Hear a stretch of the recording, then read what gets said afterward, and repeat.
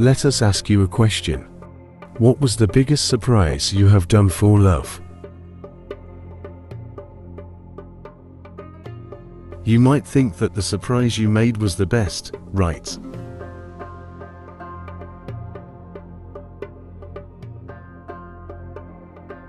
What if we told you that Marcus Aurelius had brought enough sand from Egypt to Cedar Island to form a beach, in order to make his beloved Cleopatra happy? Very romantic, don't you think?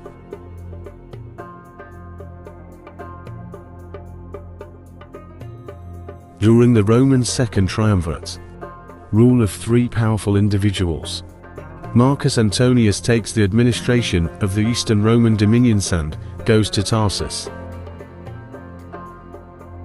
According to the legends, he meets the love of his life, Cleopatra, the queen of the Ptolemaic kingdom of Egypt, in Tarsus, where his life changes drastically.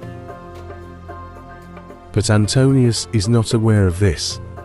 Who can foresee the day when he will meet the love of his life? In the beginning, what is important for Antonius and Cleopatra is their common political interests.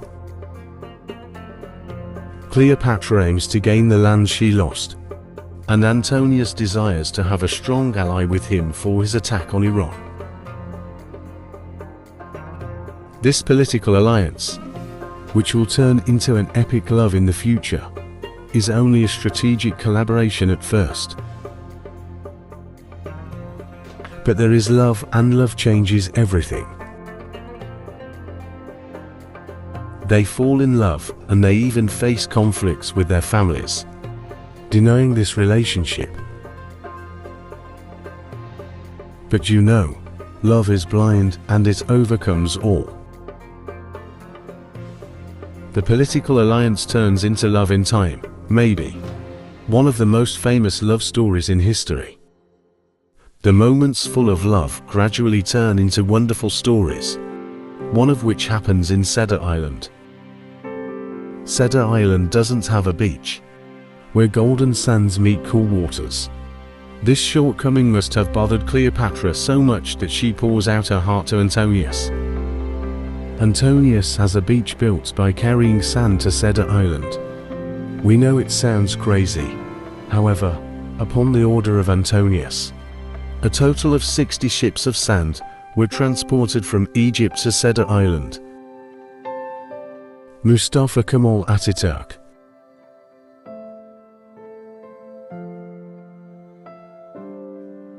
With abiding faith in the vital importance of women in society, Ataturk launched many reforms to give Turkish women equal rights and opportunities.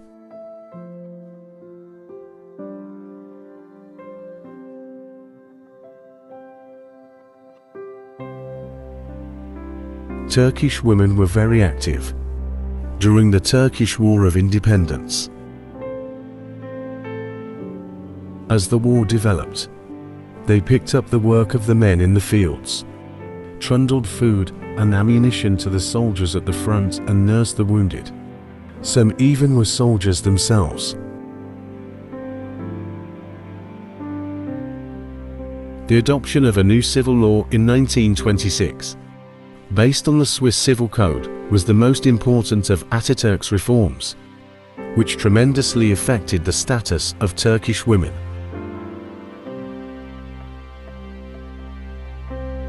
In 1934, the election law passed, giving women the rights of election. In the next elections, held in 1935, 18 women deputies were elected to the Grand National Assembly.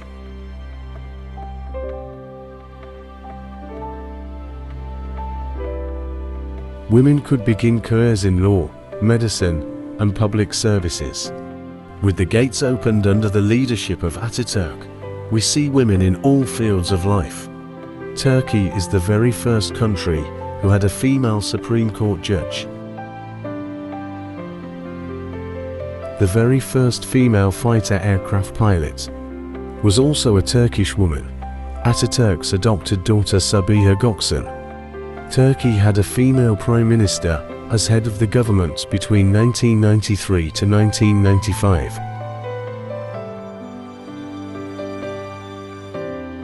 Although he spent a major part of his life in battlefields, Mustafa Kemal Ataturk was a man of peace.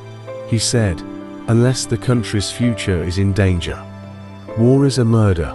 The main principle of the foreign policy of Turkey is stated by his words: "Peace at home, peace in the world."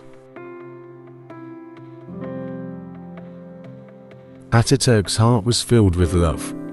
Almost 500,000 soldiers died at Gallipoli, Turkey, during World War I. Half of them were Turks and the other half were from other nations.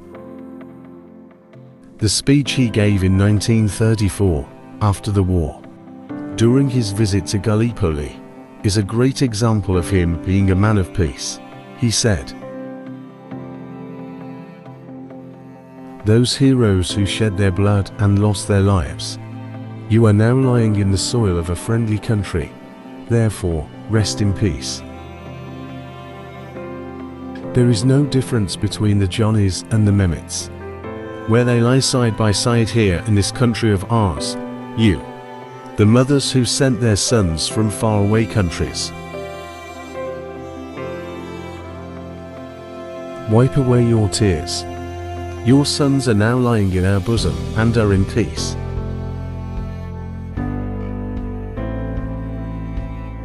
After having lost their lives on this land, they have become our sons as well.